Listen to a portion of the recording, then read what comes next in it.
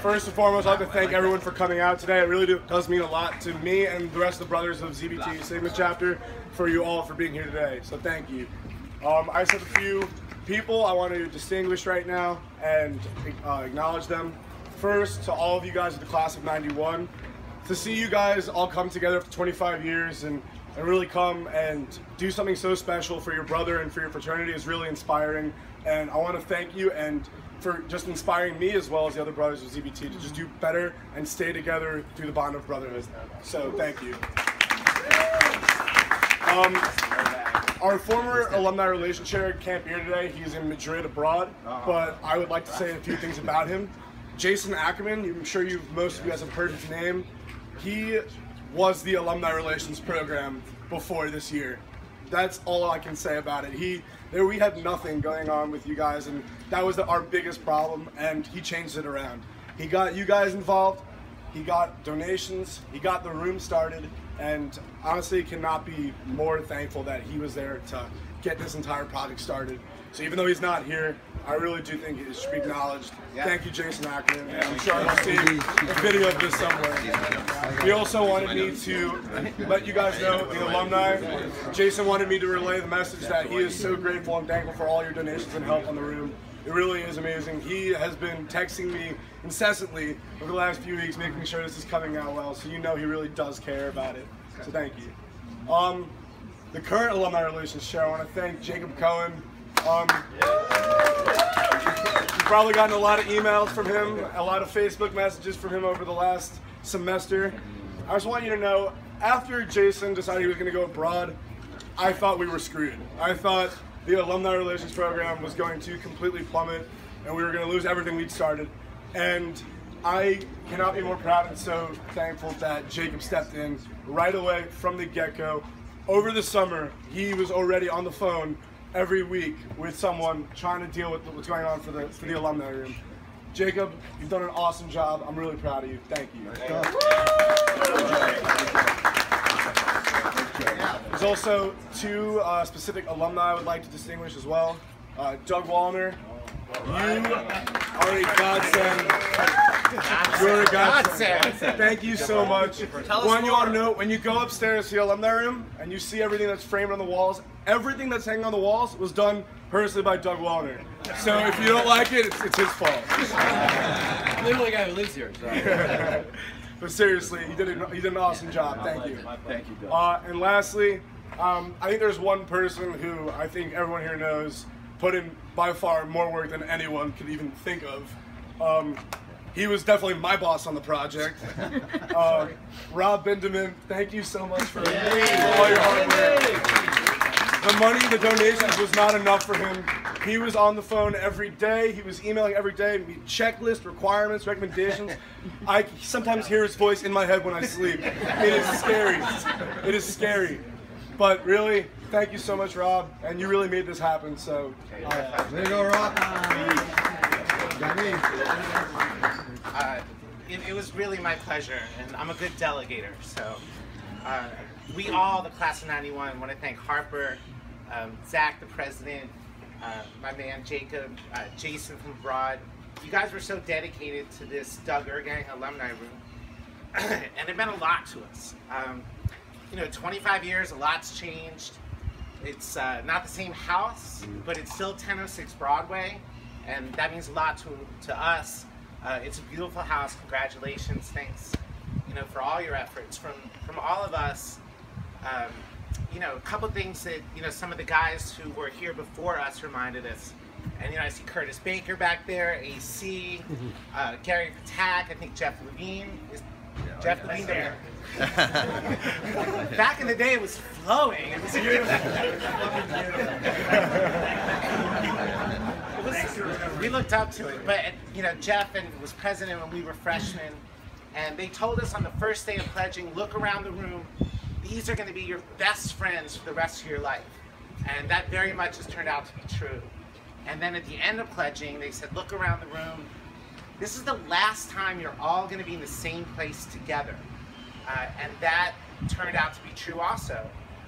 You know, the only sadness of this fantastic weekend is that Doug Irgang is not here. Doug went to work on a day, you know, just like today, a beautiful day in New York City, September 11th, 2001, and, you know, we all know what happened, and when the news came, you know, we heard the worst, and it was a real blow, and it makes September 11th hit home for us. So while, you know, we'll all never be in the same room together, we're happy that one of the best parts of us will be here at the ZBT House. The Doug Irgang Alumni Room was a collaborative effort. 50 people made donations and worked hard to create a space that is a place of work. It's a study room, it's a place for team building, it's for you guys to have meetings and to improve yourself and have the future that sadly Doug didn't have. Doug was on his way. He was bright and funny and fun and smart and hardworking, and you know, his life was cut short, and now you guys have a space to aptly remember him. So you know, that is great for us to know that that's there. So thank you for making that space for us. We're here today, and we're joined by a special group.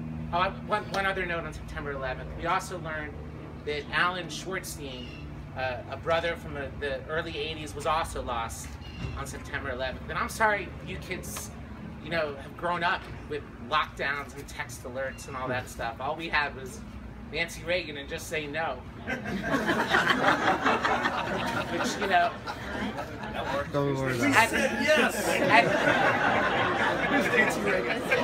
at 8 T's at 2 in the morning became maybe. You know, this space will, you know, serve as a little bit of a glimpse to that past and brighter days ahead for all of you. So Doug is represented here today by his brother and his family, ZBT alum Steve Irgang, his wife Sari, Doug's nieces Demi and Devin. So I'd like to invite all the class of '91 to come up, and the Irgang. Well, first, Steve, we'll turn it over to you to say a few words, and then we have something for you. Our brother. Thanks, Rob, for such a beautiful tribute. I just want to say a few brief words about my brother.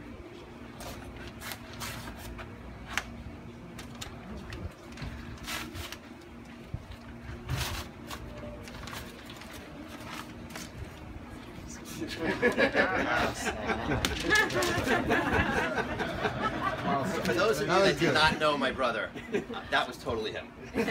He was, in his own quiet way, the funniest guy in our whole fraternity. So to start off, I just want to thank everyone for being here and making this happen. You turned a horrible tragedy into a really good thing, and my family and I really do appreciate that. So thank you.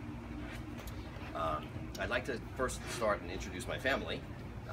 My oldest daughter, Demi Irgang. Demi is 14 years old, and we named my brother. We named Demi after my brother, and in 4 years she will be going to Tulane. Right. My little one, Devin, step up, Devin. She's 11 years old. She is deathly allergic to crawfish, but she's still going to come to Tulane. And like 20 other things. Oh, and other things too she's allergic to. And my lovely wife, Sari. Say hello to everyone. And Sari is 47. And she hates when I tell people that. And that's because she's really not 47. But, oh yeah, this is not just about my brother, by the way. Alan Schwartzstein, like Bindi mentioned, he was a brother of all of ours, and he was also a good friend of mine. In fact, when I was a senior in high school, I went to Roslyn, grew up in Roslyn High School. I flew down to New Orleans to check out Tulane, and he was the one that showed me around. I stayed with him. He showed me all around New Orleans, and I had such a great weekend. And if it wasn't for Alan, I may not have chosen Tulane or ZBT. So, and my brother may not have then come to Tulane, so or ZBT. So, so Shorty, if you could hear me, thank you, and we will always remember you. So now I lived in this house in 1985 and 1986. I lived right up there. second floor, room 8 back then. And I remember when all these old ZBT alumni would come visit, like during Jazz Fest and Mardi Gras. They'd come with their families, they'd check out the house, they would show their kids around. And back then I was like, wow, this is so cool. All these old guys are coming to, to New Orleans. And well, today we happen to be those old guys, and you kids are going to be like us one day, and it happens really fast. So just before you know it, just enjoy every minute you have here, because this is this is the time that it's such a great time of your lives, and this is such a magical place. So just enjoy and cherish these relationships that you're building. I also remember the first thing that really attracted my brother to this fraternity, and it was a little unusual. It was my sophomore year. I was living in the house, and my brother was a junior in high school, and he came to visit me, and he just got his driver's license. And you remember when you first get your driver's license, all you want to do is drive. So so we gave him my car and sent him to the Camellia Grill to pick up, I think it was like 5 or 6 chili cheese omelets and a banana cream pie, and he was coming back, and there was a spot right, you remember the story, there was a spot right in front of the fraternity house, a small spot, and he was trying to back in, and by the way, this will be, after this story, I promise I will start my speech. He was trying to back in, and there was this API guy who lived right there. I forget his name, but he had this brand new white BMW, and he was sitting in it. And my brother, when he was trying to get in, accidentally hit this guy's car, and the guy freaked out. He like jumped up, grabbed my brother, and was threatening him. And what this guy didn't realize is the 3 biggest guys in our fraternity were sitting right on the front steps, and they were witnessing this entire thing happen in front of them.